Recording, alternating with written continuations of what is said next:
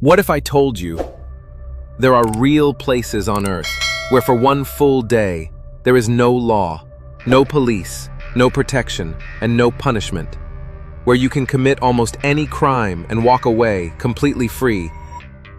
It sounds impossible, like something from a twisted movie.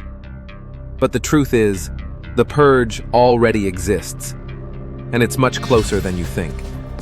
In 2005, a law professor in the United States discovered a terrifying glitch in the legal system. A 50-square-mile zone in Yellowstone National Park, where crimes could go unpunished, not because of corruption, but because the Constitution says so. If a murder happens inside that zone, no jury can be formed legally. Without a jury, there's no trial. No trial means no justice. This isn't fiction, it's federal law. And Congress knows. But for over 18 years, they've done nothing. And that's just one country. In places like Somalia, the government doesn't control half the country. Warlords and militias have full power. For days, sometimes weeks, no laws exist, just survival. In the cities of Honduras, there's a place locals call El Triángulo de la Muerte, the Triangle of Death. Here, murder is so common, it's part of daily life. Police don't respond. They don't even record the crimes. It's not chaos, it's organized silence. But it's not just unstable nations. Even in modern wealthy countries, there are legal black holes. On the border of Belarus and Russia, and between India and Nepal, lie disputed territories and invisible lines. Zones where laws get blurry, where governments argue who controls what. And in those gaps, crimes vanish. There are stories of people being kidnapped, of women disappearing, and no one being able to file a report, because the crime didn't officially happen anywhere.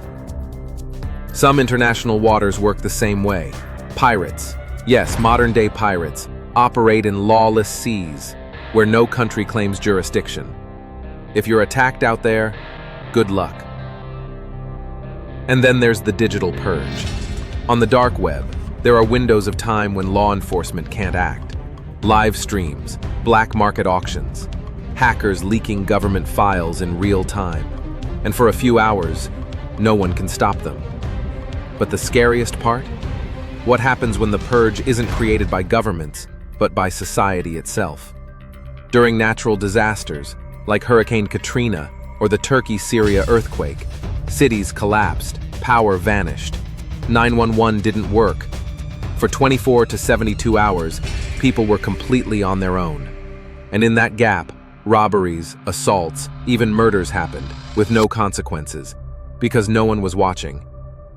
In 2020, when police forces pulled back during protests in major US cities, multiple neighborhoods were declared autonomous zones.